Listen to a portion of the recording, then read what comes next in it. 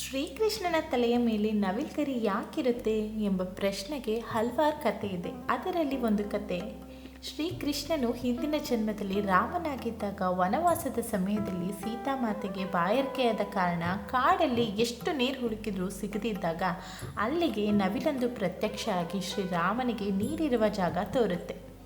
ಅದು ಪಕ್ಷಿಯಾದ ಕಾರಣ ಹಾರಿಕೊಂಡು ಹೋಗುತ್ತೆ.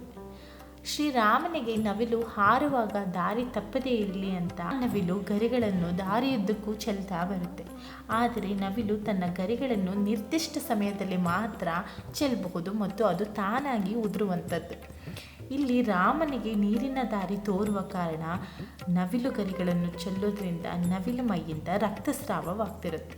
ನೀರಿನ ಕೊಳ ಸೇರೋದ್ರೊಳಗೆ ಅದರ ಪೂರ್ತಿ ಗರಿಗಳು ಬಿದ್ದಿರುತ್ತೆ. ಹಾಗಾಗಿ ಅದು ಅಲ್ಲೇ ಪ್ರಾಣ ಬಿಡಬೇಕಾಗುತ್ತೆ. ಅದಕ್ಕೆ ನಾನು ಶ್ರೀರಾಮನಿಗೆ ಸಹಾಯ ಮಾಡೋ ಭಾಗ್ಯ ಸಿಕ್ಕಿದೆ ಅನ್ನೋ ತೃಪ್ತಿಯಲ್ಲಿ ಪ್ರಾಣ ಬಿಡುತ್ತೆ. ಆಗ ಶ್ರೀರಾಮ, ನನಗಾಗಿ ನಿನ್ನ ಪ್ರಾಣ ಬಿಟ್ಟಿದೀಯಾ, ನನ್ನ ಮುಂದಿನ ಜನ್ಮದಲ್ಲಿ ನಿನ್ನ ಗರಿಗಳನ್ನು ನನ್ನ ತಲೆಯ ಮೇಲೆ ಇಟ್ಟುಕೊಳ್ತೀನಿ ಎಂದು ಮಾತು ಕೊಡ್ತಾನೆ. ಇನ್ನೊಂದು ಕತೆ ಪ್ರಕಾರ, ಒಂದು ದಿನ ಮಳೆ ಬೀಳುತ್ತಿದ್ದಾಗ ಶ್ರೀಕೃಷ್ಣನು ಆಹ್ಲಾದಕರ ವಾತಾವರಣದಲ್ಲಿ ಕೊಳಲು ನುಡಿಸುತ್ತಿದ್ದಂತೆ.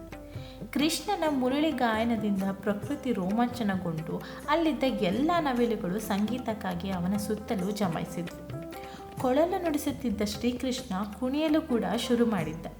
ಕೃಷ್ಣನ ಹೆಜ್ಜೆಗಳನ್ನು ನೋಡಿ ನವಿಲುಗಳು ಸಹ ನೃತ್ಯ ಮಾಡಿದವು. ಸಂಗೀತ ನೃತ್ಯದ ನಂತರ ಎಲ್ಲ ನವಿಲುಗಳು ಒಗ್ಗೂಡಿ ಸೇರಿ ಶ್ರೀಕೃಷ್ಣನಿಗೆ ನಮಸ್ಕರಿಸಿದವು. ನೀನು ನಮಗೆ ನೃತ್ಯವನ್ನು ಕಲಿಸಿದ ಗುರುದಕ್ಷಿಣೆಯಾಗಿ ನಮ್ಮ ಗರಿ ತೆಗೆದುಕೊಳ್ಳಿ ಎಂದು ಕೃಷ್ಣನ ಪಾದಗಳಿಗೆ ಅರ್ಪಿಸಿದವು. ಕೃಷ್ಣ ಪ್ರೀತಿಯಿಂದ ನವಿಲುಗರಿಗಳನ್ನು ತೆಗೆದುಕೊಂಡು ತಲೆಯ ಮೇಲೆ ಇಟ್ಟುಕೊಂಡರು. ಮತ್ತೊಂದು ಕಥೆಯ ಪ್ರಕಾರ, ಶ್ರೀಕೃಷ್ಣನದು ಕಾಲಸರ್ಪಯೋಗ ಎಂದು ಕೆಲ ಪಂಡಿತರು ವಿಶ್ಲೇಷಿಸಿದ್ದಾರಂತೆ. ನವಿಲು ಮತ್ತು ಹಾವಿನ ನಡುವೆ ವೇಷವಿದೆ. ಕಾಲಸರ್ಪ ದೋಷ ಇರುವವರು ನವಿಲುಗರಿಯನ್ನು ಸಮೀಪದಲ್ಲಿ ಇರಿಸಿಕೊಳ್ಳಬೇಕು ಎಂದು ಹೇಳ್ತಾರಂತೆ. ಬಾಲ್ಯದಲ್ಲಿ ಕಾಳಿಂಗ ಮರ್ದನ ಮಾಡಿದ ಶ್ರೀಕೃಷ್ಣನ ಬಳಿಗೆ ಮತ್ತೊಮ್ಮೆ ಸರ್ಪವು ಬರಬಾರದು ಎಂದು ಕಾರಣಕ್ಕೆ ಗೊಲ್ಲ ಸಮಾಜದ ಹಿರಿಯರು ಶ್ರೀಕೃಷ್ಣನನ್ನು ನವಿಲುಗಳಿಂದ ಅಲಂಕರಿಸಿದರು ಎಂಬ ವಾಡಿಕೆ ಇದೆ. ಇದಾಗಿತ್ತು ಶ್ರೀಕೃಷ್ಣನ ತಲೆ ಮೇಲೆ ನವಿಲ್ಗರಿ ಯಾಕೆ ಬಂತು, ಹೇಗೆ ಬಂತು ಅನ್ನೋ 3 ಕಥೆಗಳು. ಇದರಲ್ಲಿ ನಿಮಗೆ ಮೊದಲೇ ಯಾವ ಕತೆ ಗೊತ್ತಿತ್ತು ಅಂತ ನನಗೆ ಕಮೆಂಟ್ ಬಾಕ್ಸಲ್ಲಿ ತಿಳಿಸಿ.